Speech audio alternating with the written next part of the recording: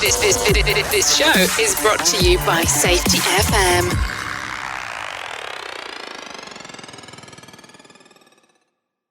Warning, the following broadcast contains adult language, adult content, frank safety discussions, and stories that might sound unbelievable.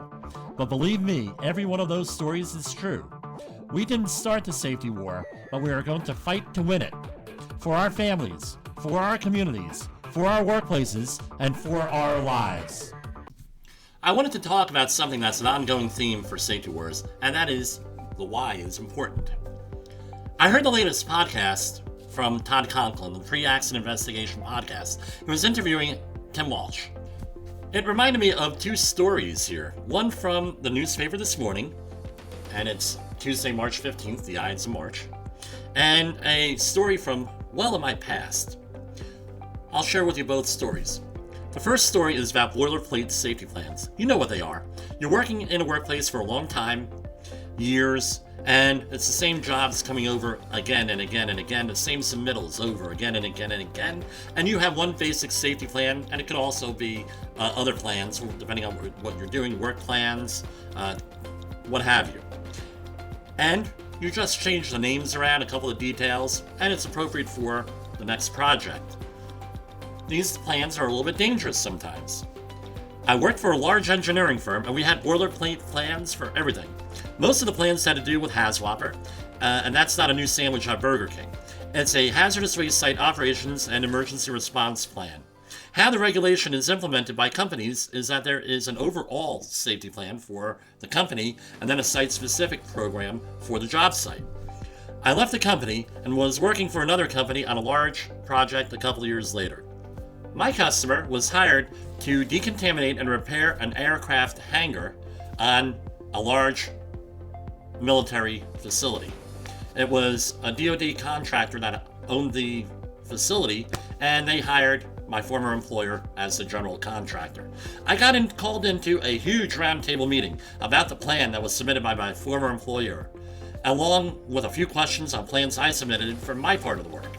My former employer's plan was written, and I use air quotes, by my replacement. It was a plan for another project that had been modified for this one.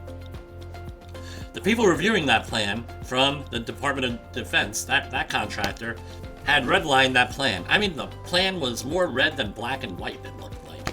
And they were eviscerating my former employer and all the staff there. Why are you doing this? Why are you doing that?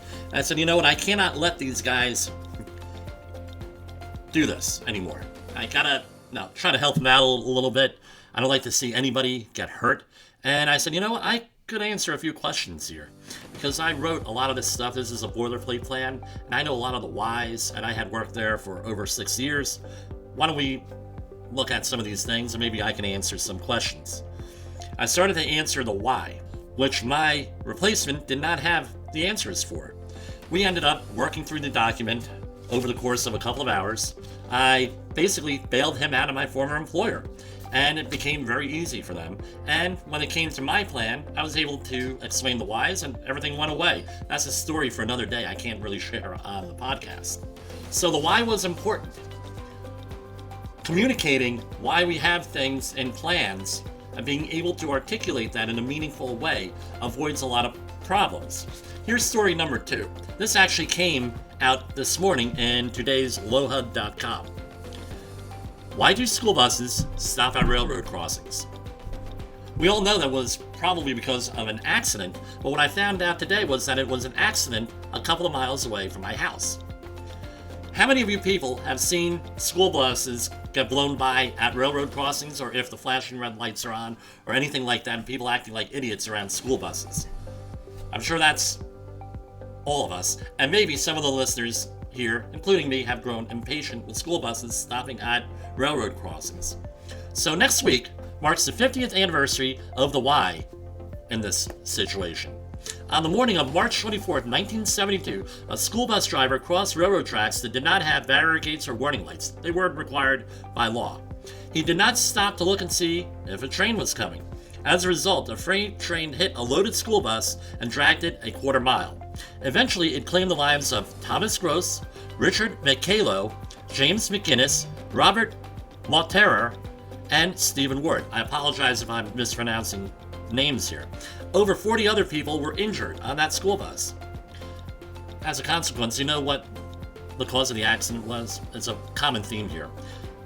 Human error. That sounds familiar, right? Let alone that a system wasn't in place at that rail crossing to prevent this type of situation from happening. So as a result, school buses now stop at all railroad crossings, even if the gates are not down and no train is visible.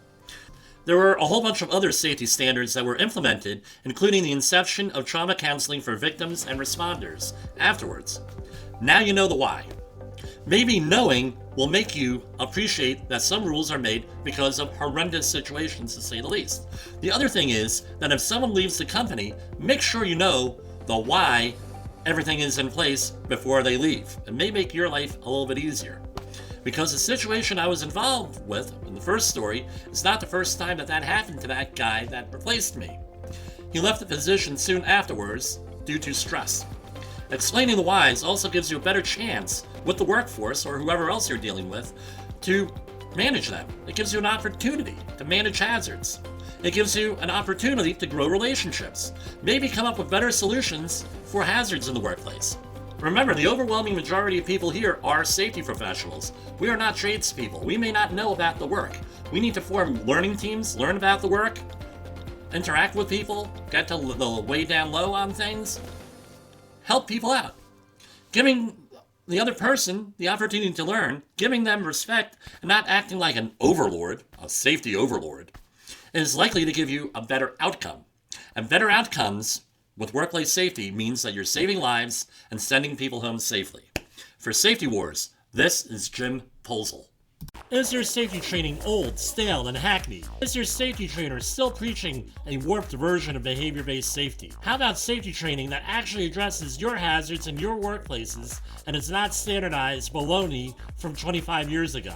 Contact the Safety Wars team at safetywars.com or call Jim Posel at 845-269-5772. Remember, if you're receiving this message, you are the solution to unsafe workplaces.